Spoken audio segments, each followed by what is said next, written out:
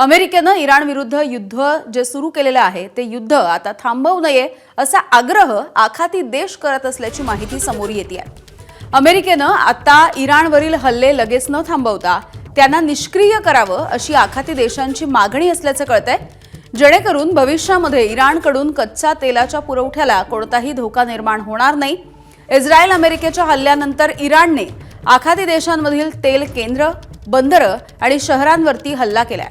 याशिवाय होर्मुझच्या सामुद्रधुनीमधील तेल वाहतूक रोखून धरल्याचा फटका आखाती अर्थव्यवस्थेला देखील बसलाय.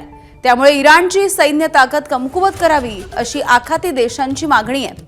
दरम्यान अमेरिकेकडून आखाती देशांवरही युद्धात सहभागी होण्यासाठी दबाव निर्माण केला जात असल्याची माहिती सूत्रांनी दिली आहे.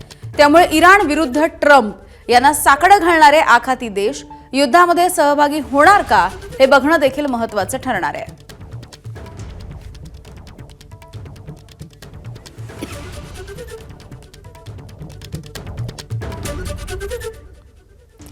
अमेरिका आणि इराण यांच्यामध्ये चर्चेला सुरुवात झाल्याची माहिती अमेरिकन वृत्तसंस्थांनी दिली आहे.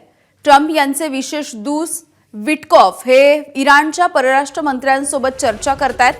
अमेरिकन लष्कराच्या हवाल्याने अमेरिकन वृत्तसंस्थांनी ही बातमी दिली आहे. इराणचे परराष्ट्र मंत्री अराक्ची यांनी मात्र या चर्चेच्या संदर्भातली बातमी हे वृत्त फेटाळून लावलेलं आहे.